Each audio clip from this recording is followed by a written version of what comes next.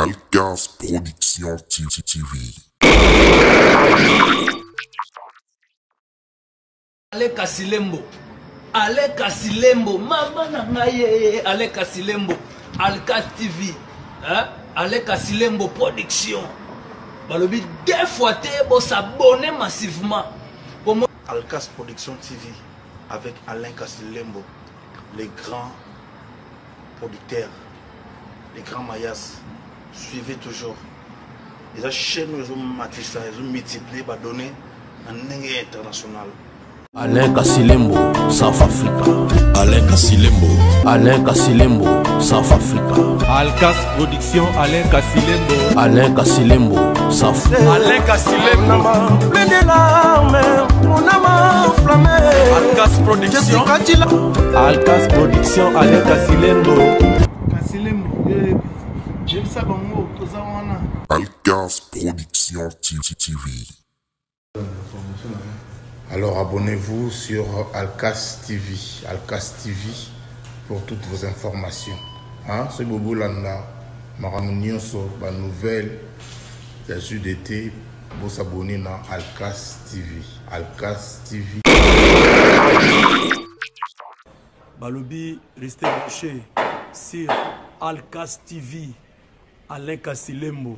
Veut dire pour la news surtout, calamité. Quelque chose se prépare. Balobi, Kokodio, Kotongo, Zotana, Kalamingite. Balobi, bientôt 5h30 avec votre artiste, Kabose Boulembi, national numéro 1. Merci Valde Balandi, émission à Bino qui tourne au point de vue. Vous avez belé volontaire partout dans le Congo RDC, dans la province, partout dans Mikilia, Koto. Merci pour la confiance pour que ça rabisso toujours dans l'émission à Bino qui tourne au point de vue.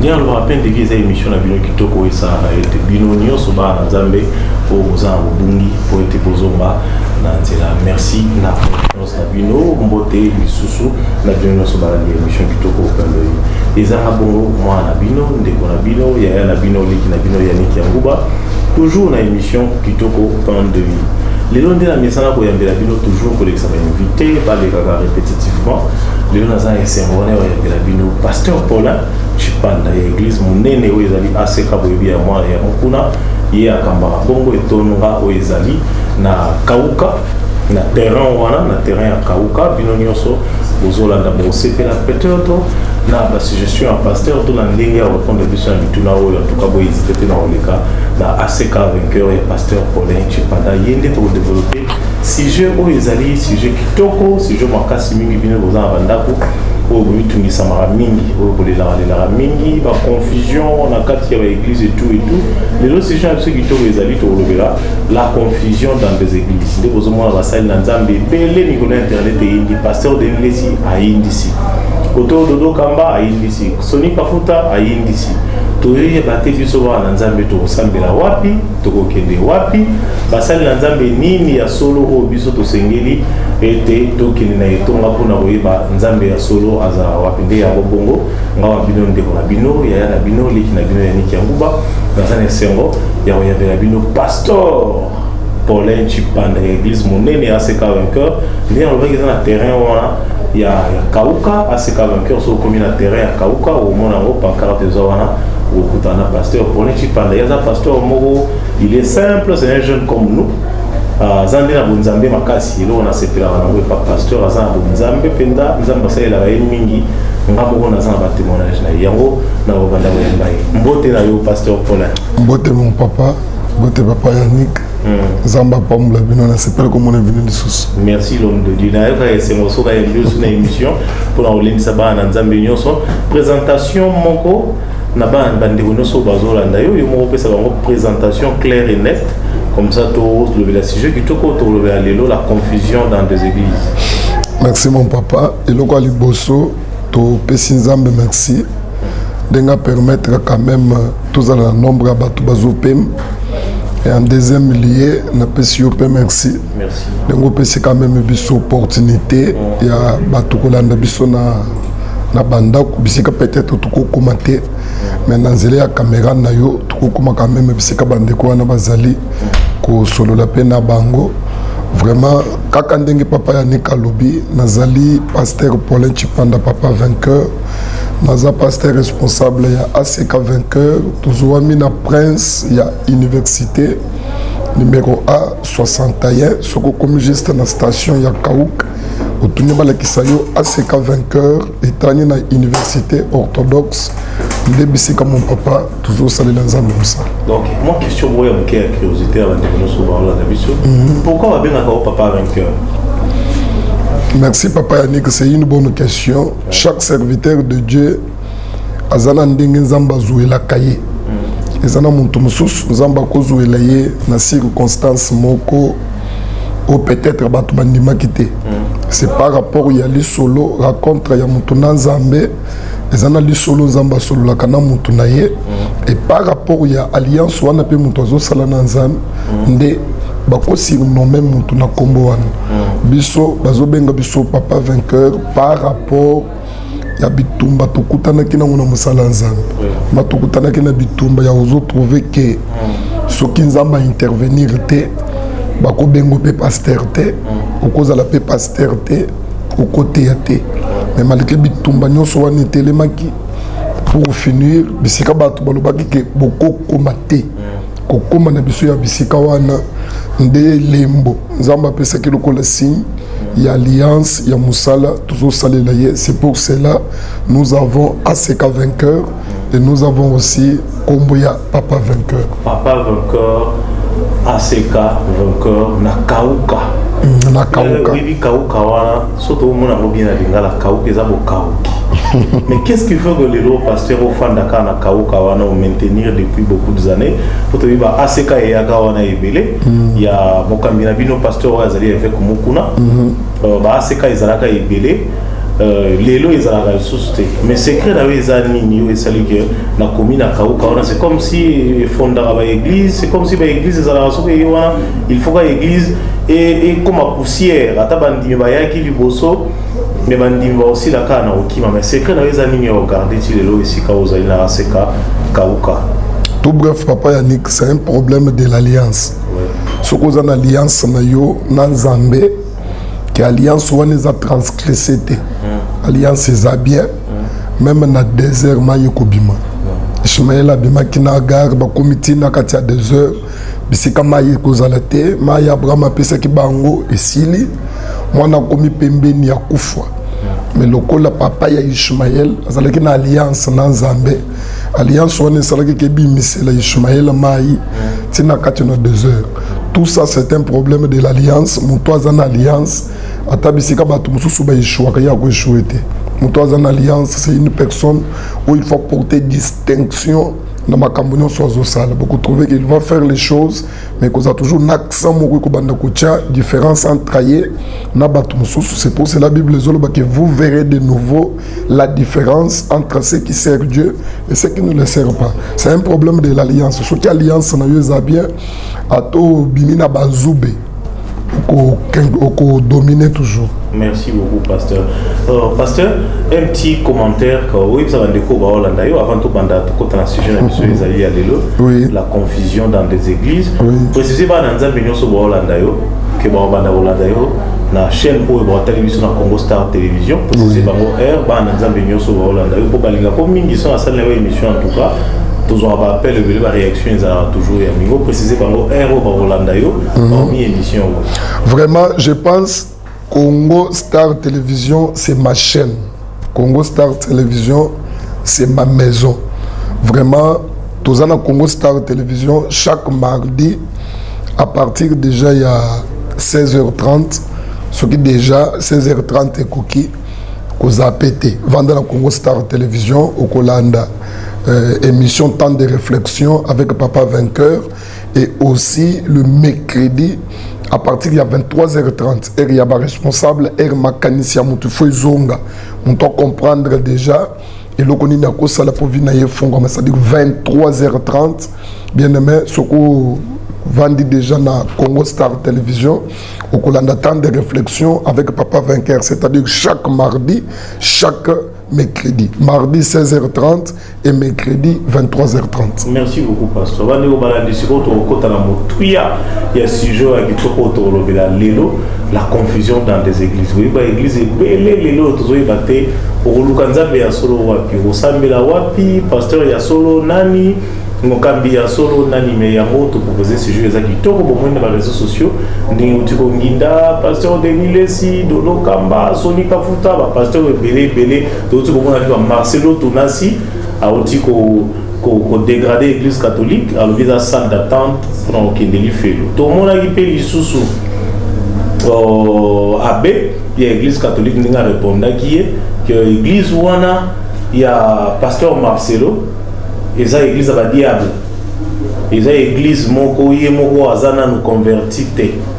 Yango c'est par rapport à confusion à makamyo so wana yango l'autre éclaircissement wana na pasteur munene otoyambi ya kambre église ya munene assez vainqueur to so wana pasteur Paulin Chipanda to fond la sujet à l'élo to lobela l'élo pasteur Izali to lobela sur la confusion des églises. Un petit commentaire dans la sujet na biso to lobela l'élo. Merci papa Yannick. Je pense confusion dans l'église. Vraiment, ils ont thème, ils ont très capital. Il faut édifier quand même moi dans Zambé. Place au moment où commis Nabino, ils ont un moment où il faut monter na keba. Parce qu'ils ont un moment où ils ont trouvé que diable, ils ont aussi senti déjà qu'il a commis coincé, a commis déjà na souk, mandat naye, ici pesili, to éviter lobby kuna. Tu éviter qu'est-ce qui peut arriver. Parce que la seule chose où ils ont empêché juste apparition, il y a cet ange-là, ils ont juste présence, il y a église sur la terre. C'est-à-dire que ceux qui juste église est longue et qui a monté, automatiquement, cet ange-là a quoi paraître maintenant. Quoi paraître, quoi afficher ce qu'il y a. Nous sommes na bino ba www kobima ba abréviation nous sommes na bino na ko citer biloko ba tout ça ce sont ces systèmes ils ont toujours caché, c'est-à-dire eloko ils ont empêché c'est juste cette église ils ont empêché apparaître à salam salanaye. Maintenant l'église ils ont empêché église ils allaient vraiment banda confirmer. Il y a un Joan Dechi, autozo benga diable. L'église des Alim Bandanaye. Maintenant, il y a une bonne manière, il y a agir bien et puis qu'on lembissa. Makas église et puis qu'on tindi kanzambe à longo l'église sur la terre, il faut déstabiliser l'église. Il faut semer des troubles dans une église, il faut semer confusion dans une église, il faut les lobato bavanda, babanda kolube l'église. Et tout ça, c'est un système diabolique. Azali ko sala juste pour na ko lembisa corps de Christ na kati na mokili. C'est pour cela bana na Nzambe bazana posa ya kozala éduquer, kozala édifier, bazana makasi ebele suite na makamunyo so papa uti kotang ba mususu pe kondimezo sila. Ba mususu pozo trouver ba lembi même makasi ya kokende ba église, ezali société pour trouver le lot des hommes dédiés qui se donnent par-ci par-là, Moussala Nzamba a touché Oyo, Basali Nzamba a fondana, Kotelmana Tribunal, Bakende Samba, tout ça, Zali Kolembis église, Zozangis église, mais la seule chose, moi dans Nzambe, Azana Posa, il y a une bonne orientation, Nzamba Lubelaye pour ailleurs place nin, à Kocha Lukolo, na place nin, à Kocha Lukolo. Merci l'homme de Dieu. Pasteur, mais qu'est-ce qui fait que les lots, qui Massoum Ezaki Mina Bandimi, mais les lots on retrouve plus Massoum Ezan Abino Basal Nzambe. Comme on a pasteur Wakanga qui est dans Moissia Batou, pasteur Wakangi na viol, le pasteur a fondé un musicien, pasteur, donc Bosaka va pasteur Lilo, vous êtes mal réputé, laisse-moi dire cela. Touché en tout cas pour l'Imbisanga, en tout cas c'est palpable le Tozomonango. Pasteur Marcelo Koto a fini Babé, Koto de Milesi, rancune, mais qu'est-ce qui fait que le lot diable lui a fonctionné dans le Bino ou incarné Nzambe Katina Bino. Mais là on y est salié, zo salaye que le lot diable a manifesté dans Bino. Babé ou le Tokotan dans Dimito, Kotan dans la salle Nzambe. Mon papa Isabelle Limbotan Wasuka. Tokomi kokende na bino na tango suka oma tokomi na yo papa Yannick nanga okomona kaka ndenge tovandi no na kiti awa tomoni peut-être nga naza susu na kiti te bilamba ya pambi tikali nga na kei okomona pe peut-être ndenge nga pe navandi boyo yo oza te bilamba ya pambi etikali yo sokei na yo sadi tokomi na tango suka kaka ndenge nauti koyebisa yo eloko ezo empêcher fonctionnement diabolique et ça les comme il faut c'est la présence de l'église sur la terre et le coup la église ils ont empêché diable à fonctionner diable a zolu capé moyen il y a que déstabiliser l'église. Mais sur la déstabilisation il y a un diable à côté na bino ba pasteur bino na image nzambe. Mais comment fait-il que diable a côté na kati na yo? Bible zolo bake toza banda ko tongami likolo ya ngomba. C'est-à-dire mutu nyonso alekaka na se amona ka weza na se tazo mona toujours weza likolo. Maintenant pour diable a détruire mundim. Faut na no d'abord abanda na mutu azokamba mundim. Yesu azolo bake bako kanga mobateli bampate nyonso bakosala nini bakopanzana po Hérode alembisa église abandaki toucher les membres de l'église. Les membres de l'église Hérode abandaki toucher atouchaki protocole te atouchaki chantre te atouchaki mundimi na ban te atouchaki partenaire te abandaki toucher ba colonne d'église bandaki toucher ba kambi ya église. Il a touché Jean, il a touché Jacques, il a touché Pierre. Nde bateau yo babandaki ko simba église. Même ndako ponda ko panzana. Diable ko simba bana te papa. Diable ko simba papa, diable ko simba mama. C'est-à-dire diable zo ko déstabiliser akokende ko banda na bana te banje me bazabana. Mundi milelo ko lemba pasteur à côté mundi ya kozonga. Mais pour diable alembisa bien faut bande toujours na bateau baza au sommet et razo toucher bango exko yo ko vanda kaka ndengo utikoloba ke comportement ba pasteur et komi ko lembisa et komi ko baïser utiko bimisa ngona monoko mais monto so ko condamner yo mais so kaza na réflexion mu la musique à comprendre que ezali kambuna yo te c'est un système satanique juste pour na ko lembisa bana na nzambe et bato ba komona regardez bango faut bazala ba exemplaire mais botala makambo bango bazo sal kondima ya mutu wana elemba mutu wana vanda na ndako mutu wana atika peut-être même ko sambela et mutu atiki ko sambela automatiquement diable azozo accès na kati na mutu wana akoma manipulé n'importe comment. C'est pour cela ngana ko senga bana na nzambe ko kamata kondima na yo ko tshali ko la pasteur te soko kamata ko kondima na yo to ondimela ka pasteur ozo commettre une abomination. Kondima na yo ezali pa ya Christ. Yamba Christ en tant que Seigneur et Sauveur na yo. Pasteur azamuntu, pasteur akweyaka, pasteur alembaka, pasteur akoza le séduit, pasteur akokweye na mabe. Kokamata mutema na yo nyonso kokende kopesa pasteur te pasteur akofelo sur la croix te. Pasteur azamuntu.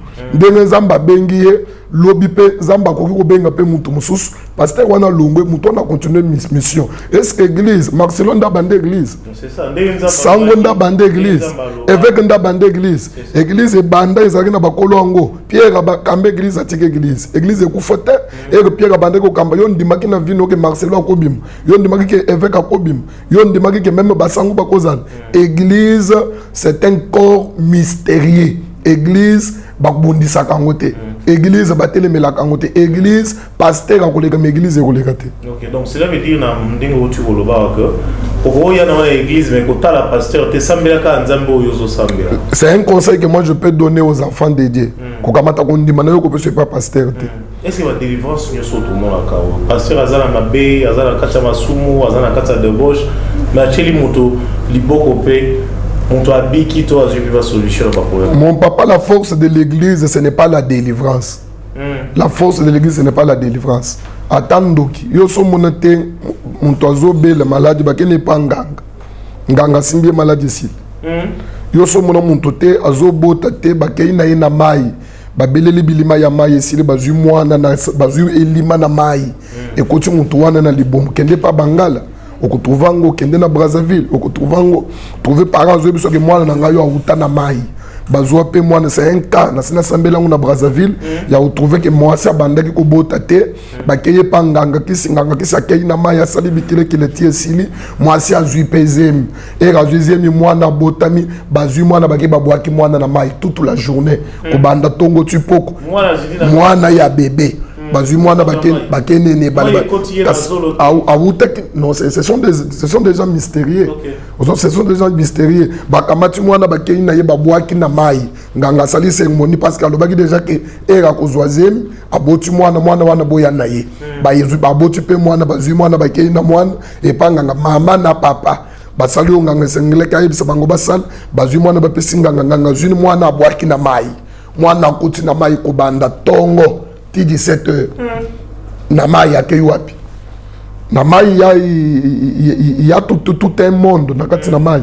Batofo baye ba diable azo travailler na 4 fonctionnements, diable azo travailler na moto, diable azo travailler na mai, diable azo travailler na mopepe, diable azo travailler na mabele. Namai mokilezali. Kaka ndenge tozo tambula no boy. Mokileza na mai, tona les occultistes, ba koye biso ke mokileza na mai. Ba succès belé milimo ebele ba batebelo moni bakei bakoti ba loge la majorité ils sont sous des eaux bazo ça devine na bango na kati na se ya mai ça dit likambo etali délivrance moi na nzambe kondimela pasteur pour la délivrance te moi na nzambe kondimela pasteur pour la prophétie te lelo église evandi ya prophétie na moni papa na yo na moni maman na yo j'ai vu ceci kombo na yo famille na yo. Tout ça, ce n'est pas la force de l'église. Nous avons dit que biloko nyonso wana lelo, bato bakomi ko se baser kaka na ba prophétie, ko se baser kaka na ba délivrance, tozo bossa na fondement. Tandis que le fondement des autres églises, le fondement là c'est la parole de Dieu. Au lieu de te ya bato Christ, on ne prêche plus Christ, tokomi ko toujours lié kaka na biloko moko terre à terre, nous avons trouvé ce que l'église est commis à kolemba. Ezangi lelo makasi. Pasteur, oyebiso na yambio na émission na ngai. Na difficulté à poser la question pour me marabiso la bateau bazan anda pour la réflexion et monsieur quoi musique. Mais qu'est-ce qui fait ni les femmes sur l'église ba na nzambe oti olobako ba ndi mela ba pasteur na délivrance te bandi mela lisusu na non te bandima la délivrance c'est un don oyo nzamba ko pesa musali ya nzambe musala nzambe nyonso abengami na likabuwana te papa tokoza libiso to bimina li mama moko to bimaka mulayi ndenge moko te to bima biso nyonso kaka pembe te to bima biso nyonso kaka mwindu te oya ko bima mulayi oya ko bima mukuse oya ko bima munene oya ko bima muke délivrance c'est un don nzamba ko pesa pasteur nyonso azana likabwa délivrance te et muntu azo trouver que ya azana likabwana te amoni muninga zanango mususu akokota même loge. Nous devons trouver le nom de l'église. Tandis que Yesu a dit que l'esprit n'a ni corps, l'esprit n'a ni chair. Mais vous avez trouvé le lot que l'esprit est comme une bise dans l'église des autres tambours. Esprit est comme le pasteur a dit que Kende na sombambi si fongole na biso ko tambongo. Vous trouvez que c'est comme biloko moko fabriqué. Biloko moko trouvé que zangi mutu, et zangi na makolo na kati l'église. C'est-à-dire délivrance, oui, c'est normal. Tondima que délivrance est elle. Mais qu'on ait une église parce que la délivrance, non. Qu'on ait une église pour écouter la parole de Dieu. Car la Bible dit que si vous connaîtrez la vérité vous en franchirez. Franchir là, c'est ça la délivrance. C'est-à-dire que nous avons liloba nanzambe zo toucher montu, liloba wane fongo la montu, liloba wane kataka ba chaîne, liloba wane biki saka montu, liloba wana et couper sa montu solution na problème nyons azanao. C'est-à-dire que quand une église, oui, montu azana problème cherche la délivrance, mais quand une église parce que dans mon église wana ba tobako yakate. Parce que dans mon église, ça c'est des mensonges. Qu'il y ait une église pour écouter d'abord la parole de Dieu. Et pourquoi Christ s'est dit, je suis le pain de vie. C'est-à-dire, il faut y avoir que pain de vie Christ c'est sa parole. C'est-à-dire, l'Ilobawan, ce qui est côté Katinayo, et côté ça va pour ça.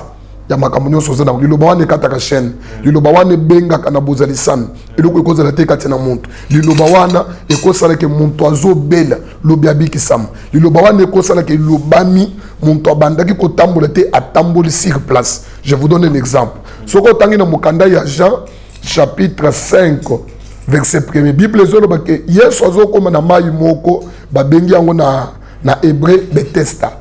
Et il a trouvé une personne abandonnée dans Maïwane depuis 38 ans. Essayons quand même de réfléchir ensemble.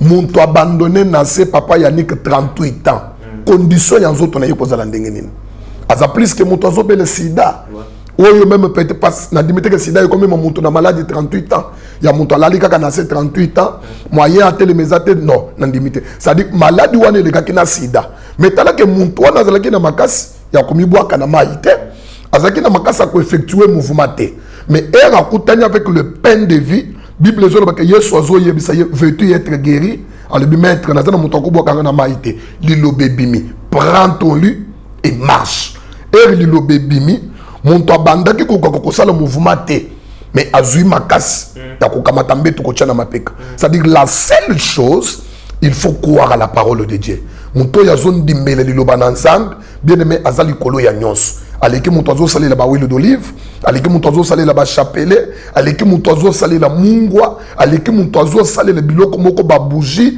les choses aux autres qui sont matérielles et c'était une confusion dans l'église. Pourquoi? Il y a la vie avant la croix, il y a la vie après la croix et il y a la vie après la présence de l'église sur la terre. Moment toza na bino et ça moment où l'église il faut la baser dans la parole de Dieu et non l'église est la baser na biloko moko ozo trouver que les aliter à terre maï mafuta les autres tozana ba pasteur ozo teka maï l'église tozana ba pasteur ozo teka huile d'olive l'église tozana pasteur ozo teka ba chapelet l'église. Tu trouves un homme de Dieu qui prêche mais à l'entrée de l'église il y a une petite table avec des chapelets, l'huile d'olive, du sel, tout ceci. Ozo trouver que bana dans Zambé bazana katina trouble. La seule chose, croyez à la parole de Dieu. Ce que vous avez kondima, vous faire confiance dans la parole de Dieu. Tu dois prendre ton lit et tu dois marcher. Merci beaucoup l'homme de Dieu. Bon, mon salut Nzambe. Oui mon papa. Lobby confusion de continuer avec l'église. Ba Nzambe le loba oyiba susu esika ya okende ko sambela te. Ba yibi su te lo ba Nzambe eza wapi. Meka oya na biso na mutuna. Ba Nzambe bakoyi ko sala nini? Esika nini bako reconnaître que Nzambe ya solo azala kuna to lo ba Nzambe ya solo ezala kuna. Mokolo église asaye baki église après ça qui parabole je pense dans mon candidat il y a Matthieu chapitre 13 verset 24 sur mon troisième bible landa ko tanga azo pesa parabole azolo baki papa moko azalaki na bilanga na ye na kati na bilanga balona ki semence ya bien mais er baki kolal bible zolo baki son ennemi vient il sema aussi délivrer là où il y avait le blé. Na tongo bato balona ki baye ba trouver que blé bimi ivre pe et bimi ba se rendre compte est-ce que biso to sema ki bankona ya mabe a nde balo bitoke ne kotuna na no mokolo bilanga et que bazo ke nde pa mokolo bilanga ba yebisi ke mais tolona ki blé mais semence ya mabe oyo e uti wapi mokolo bilanga zo yebisa bango que c'est un ennemi qui a fait cela. Église, il faut y avoir que moment tout ça, et un moment où le diable a sale tout, juste pour déstabiliser l'église, pour empêcher la bonne sémence. C'est-à-dire, azoluka par tous les moyens. Nous avons dit que mon bilanga a l'obini gauche ni droite. Azo répondre directement que c'est un ennemi qui a fait cela. Moment tout ça na binoy, diable a dans l'église. Il fait son travail. Azo sala nyos nde nazo yebisa bana na Nzambe pardon ko kende na église parce que omoni miracle na église te fukama na ndako sambela yebisa Nzambe ala kisayo place oko cha lokolo na place oko cha lokolo te ko tambola na sentiment te. Et moi en tant que l'homme de Dieu conseil na ko pesa mwana na Nzambe soko trouver une église bazote ka huile d'olive ko kende te. Ce qu'on trouve l'église, c'est que maï kokende te. Ce qu'on trouve l'église, c'est la kaba ange. Bele na ba ange ba kita ba bundela yo kokende l'église wana te. Ce qu'on une église, on trouve une église, bazote que la batu chapelet kokote église wana te. Ce qu'on trouve l'église, bazote que la batu mungwa kokote église wana te. Parce qu'il y a la vie avant la croix, il y a la vie après la croix, et il y a la vie après le départ. Il y a église. C'est-à-dire que nous avons 3 temps sur l'axe biblique. Nous avons temps avant la croix. Nous avons temps après la croix. Nous avons temps après départ. Il y a église. Vraiment, moment nous avons yo oyo. cette année, je suis venu publier une année, proclamer une année de grâce, de période. C'est le moment de l'église. Église, et avant la croix. Moment, tozana yo oyo. Maï, bako sayote. Ce qu'on trouve qu'à une église, pasteur a fait le miracle dans maï, bima l'église ouane. C'est une église diabolique. Ce qu'on continue une église, trouver qu'une église là pour prier, et ça la prière, il faut bander la prière. C'est-à-dire prière, on a besoin kamata mukanda ya psaume. Et le livre de psaumes, c'est un livre utilisé dans le monde des esprits. Les occultistes, batanga kamukanda psaume. Batu nyonso to batekela diable mutema na bango bayaka ko bata manakati na mukanda ya psaume. Tire attention avec mukanda ya proverbe, tire attention avec mukanda ya psaume, tire attention même avec mukanda ya Ézéchiel, parce que Ézéchiel a yeko lobo makambo na bango, a yeko publier bango liban. Tire attention avec le livre des psaumes. C'est un livre utilisé même pas par occultistes. Bazo sala ba prière. Et on a ça makuko yebisayo tanga psaume tel mbala 7. Attention, l'église là, c'est une église où le diable a sa présence sur la terre. Aucune église où trouver invoquer les anges. Période tozana bino. Ce n'est plus la période où il y a n'importe quel ange à intervenir.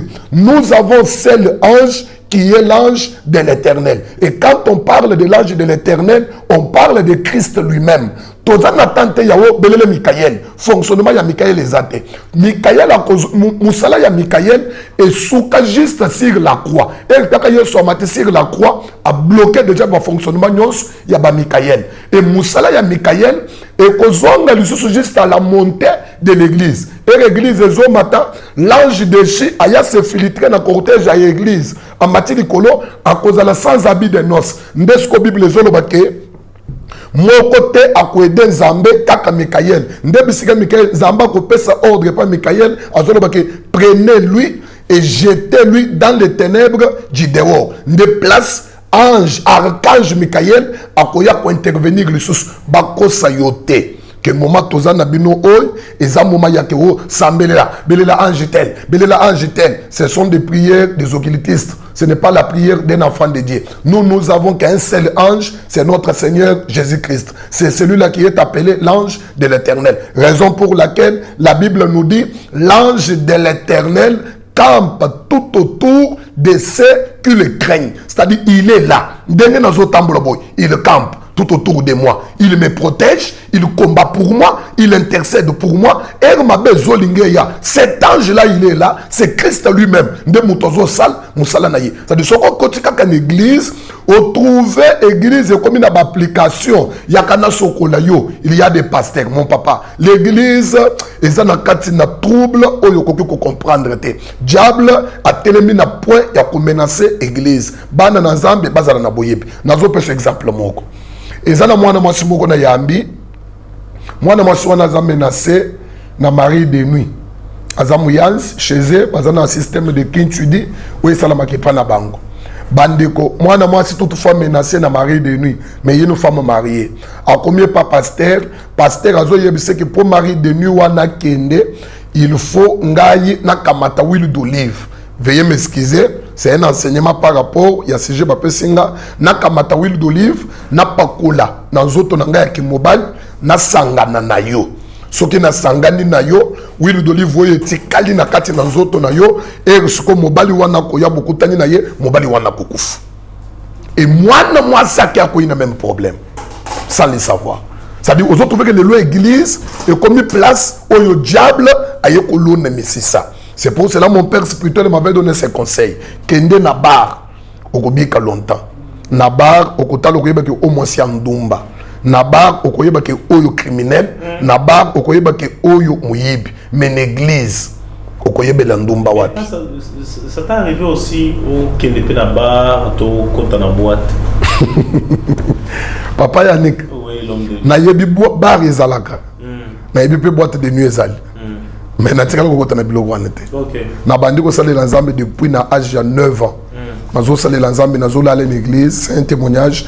Je pense si mon père biologique est là, il peut aussi le prouver. Na bandi ko salela nzambe na zana 9 ans. Na kambi groupe ya chorale na église protestante, j'avais encore 9 ans. nazo kamba ba yaya ya ba 20 kelike ba 30 kelike ngana telemi na katikati nazo diriger bango na kota bar te na kota pe boîte de nuit mais na yebi kezalaka l'homme de Dieu qualité nini o le to ba pasteur o ya solo to pasteur o to croire na ye pasteur a solo to mokambi ya solo azana ba qualité ni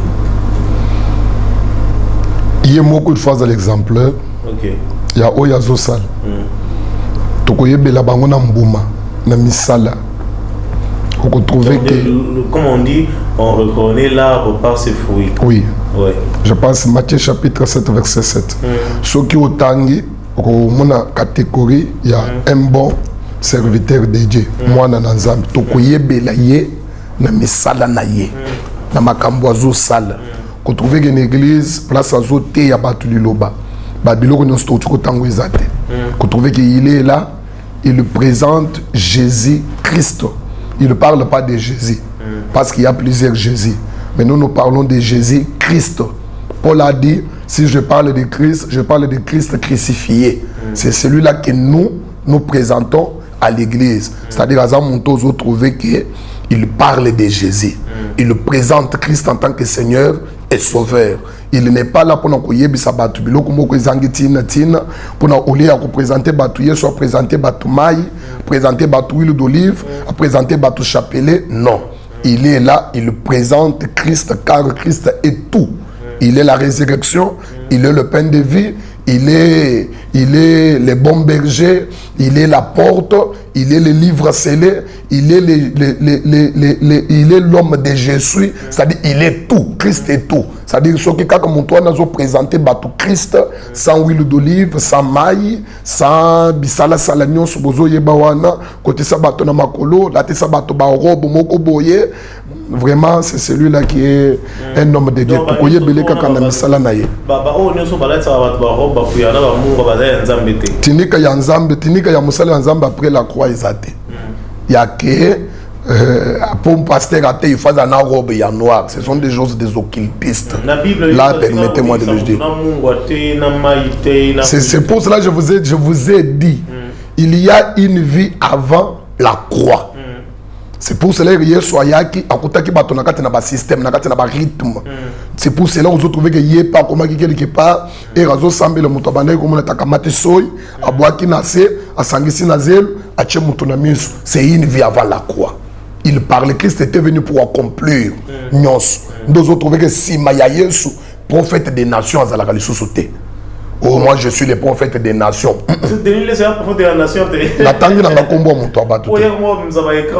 Vraiment, prophète des... après la croix, tous les prophètes des nations. Tous les prophètes, c'est lui qui doit présenter encore l'église. Les branamistes, ce sont des mensonges. Après Christ, c'est fini. Nous avons la prophétie à l'église. Tout ça, c'est nos prophètes de la nation. Il y a des gens qui sa prophétie à la nation. Prophète majeur. C'est une confusion. Les choses là n'existent plus. Le comportement du pasteur Denis Lesiko, Gégé Amondé, Nicolo, Azana Moa Trouble, n'est pas musicien, ou Ranson a Fingi, Sankara de Kunta, n'est pas musicien profane, tout et tout. Comportement, il y a Moussa Yanzambe, Bongolo, Denis Lesiko, Gégé Amondé, en tant qu'homme de Dieu. Papa Yannick, oui, l'homme de Dieu. Tout semble pour la basali ensemble. Tout semble pour la basali ensemble. Zamba protéger basali ensemble. C'est ce que je peux dire. Tout semble pour la basali ensemble. Zamba protéger basali ensemble. Au lié, il y a pour bébé sa image église. C'est ce que je peux dire. Donc c'est bon bébé sa image église. Je n'ai pas dit ça. J'ai dit tout semble pour la basali. Attends ngapé. Semble pour nanga. Parce que diable a joué par tous les moyens. À l'ongola la présence ensemble. C'est-à-dire attanga. Sambela pe ponanga. Si je n'ai pas ça, ils allaient que sambela pour na basali nanzambe, zamba pe sa bango makas, il y a pour résister na ba tentation ya diable. C'est ce que je peux dire. Homme de Dieu, ba nanzambe nyoso ba olanda biso. Qu'est-ce que l'on y ko sala yeto ba longa na confusion.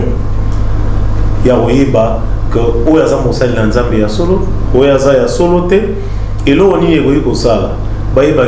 Église ya solo s'il faut conseiller la bande qu'est-ce qu'il faudra basa la poète la confusion. Papa Yannick loko na kolobezali ke église tolongo la sentiment. Église ya balu bezalaka te. Église ya bakongo ezalaka te. église ya baswahili ezalaka te. Oui mon papa. Obi église baluba ezalaka te ya bakongo ezalaka te. Mais le autre comment mona yelo tonga na nzambe omona ezala nzembo moko so abetaka chiluba. Babetaka chiluba so koto bayimba ki Congo. Baoyimba ki Congo. Ngala on se retrouver te na kati ya etonga wa. Non. Église ezali rassemblement ya batu nyonso. Église tozana mutu nyonso ti ndumba ti criminel ti muyibi. Tozana place na église. Église c'est pour cela que vous trouvez que Nzamba yebisi Moïse batonga tabernacle. Na entrée ya tabernacle batikala ko tia porte te.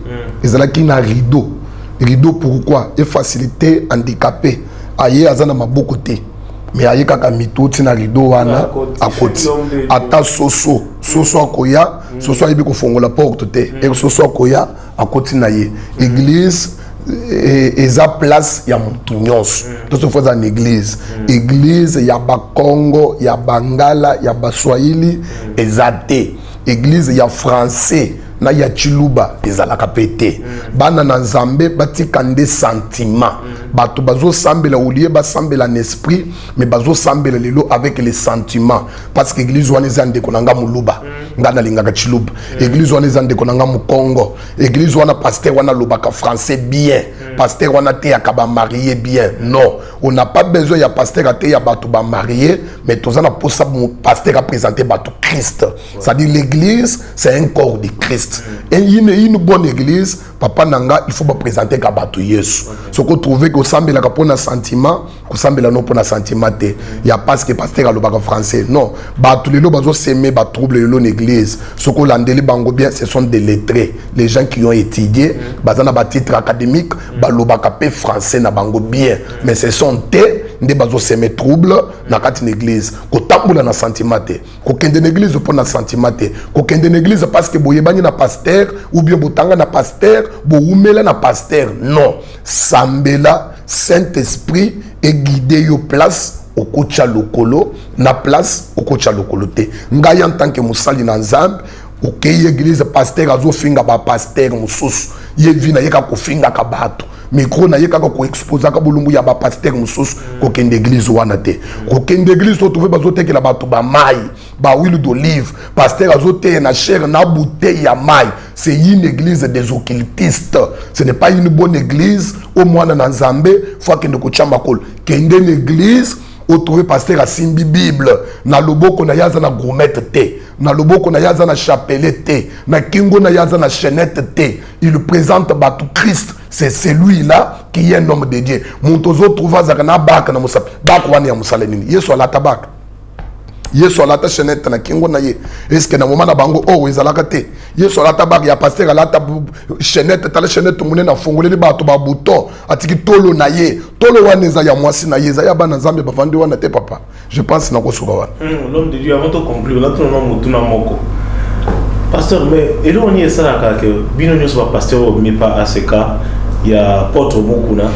Boté ya ka presque ndenge moko na ye. Elo belina bino ndenge moko. Ba voici l'homme poso muto kangi misu. Ah oyoka hotel kwa voici l'homme. Muto kangi misu aloka on dirait yemoko évêque. Siko elo ni ça ka ete bozo ka image wana bino nyo so pasteur mina ACK bozo ka na image ya yemoko évêque muto. To bandaki na lobaki que c'est un problème de l'alliance. Sango nyonso alobaka kaka ndenge papa alobaka.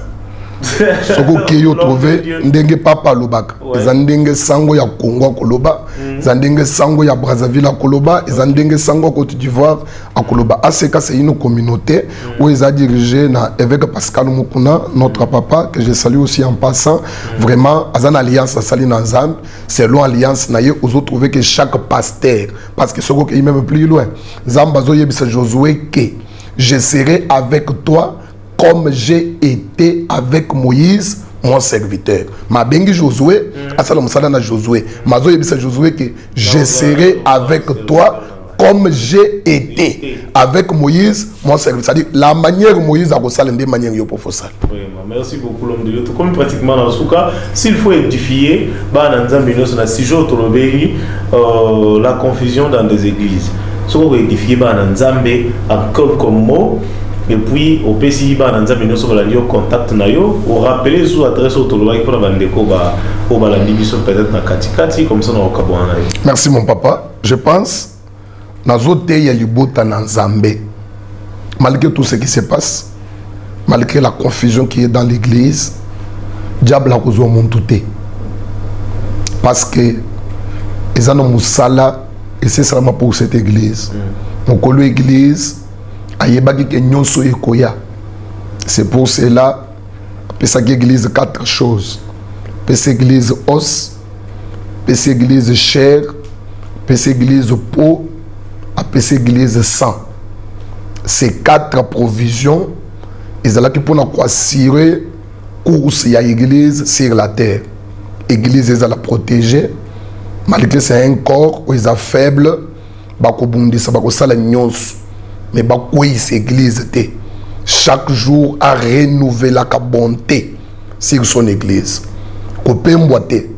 Parce que tu pasteur à Melima Sanga, parce que tu pasteur à côté de la politique, parce que tu pasteur à côté de la musique à Mokili, parce que tu pasteur lelo na mwasi ya bato. Non. Tombole misunayo, tala agneau qui a donné sa vie pour cette église.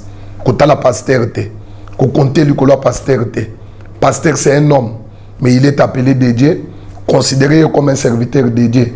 Mais quand kamata vina yo ko pencher du ko la pasteur kamata vina yo pencher sur cet homme de la croix.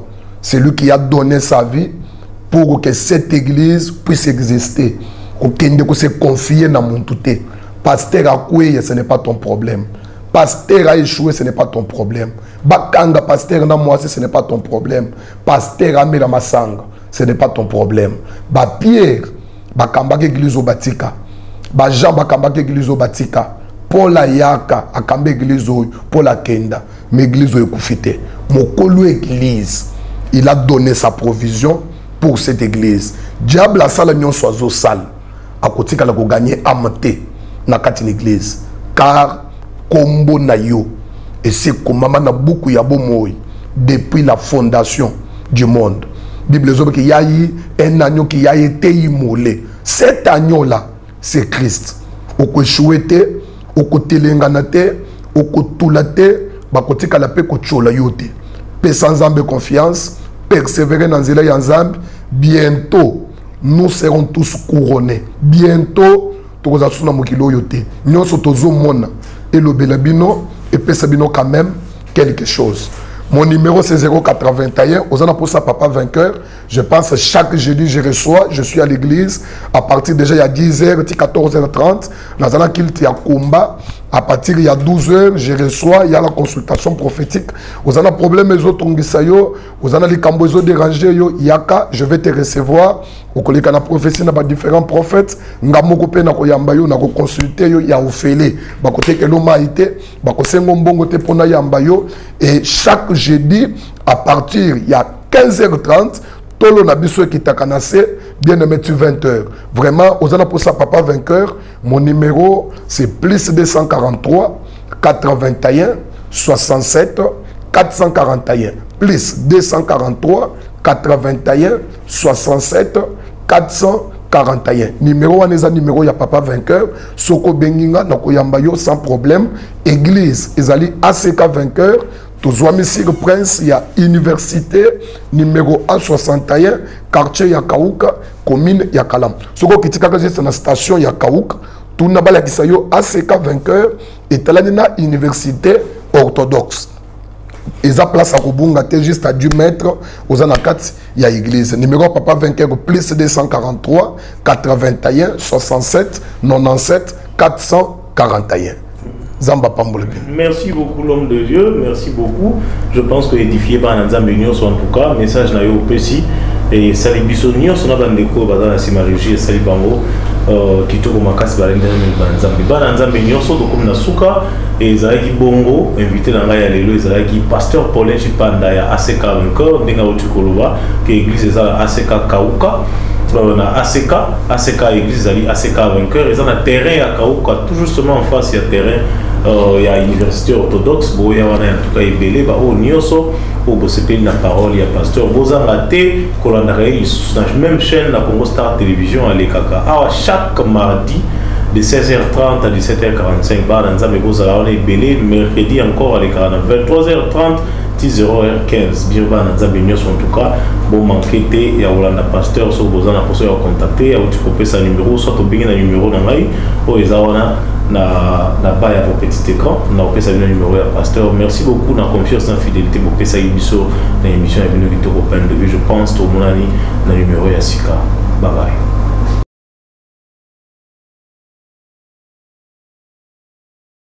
Alcas Production TV. Aleka Silembo, Aleka Silembo, mama na ngai Aleka Silembo, Alcas TV, Aleka Silembo Production. Balobi deux fois te bo s'abonner massivement. Alcas Production TV avec Alain Kassilembo, les grands producteurs, les grands mayas. Suivez toujours. Les chaînes ils ont multiplié, donné un international. Alain Kassilembo, South Africa. Alain Kassilembo. Alain Kassilembo, South Africa. Alcas Production, Alain Kassilembo. Alain Kassilembo, South Africa. Alain Kassilembo. Plein de larmes, mon âme enflammée. Alcas Production. Alcas Production, Alain Kassilembo. Kassilembo, j'aime ça bon mot, Alcas Production TV. Alors abonnez-vous sur Alcas TV. Alcas TV pour toutes vos informations. C'est Bobo Landa, Maramunioso, la nouvelle, la jus d'été, vous s'abonner à Alcas TV. Alcas TV. Balobi, restez branchés sur Alcas TV. Alain Kassilembo. Veut dire pour la news surtout, Kalamingité, quelque chose se prépare. Balobi, Kokodio, Kotongo, Zotana, Kalamingité. Balobi, bientôt 5h30 avec votre artiste Kabose Boulembi, national numéro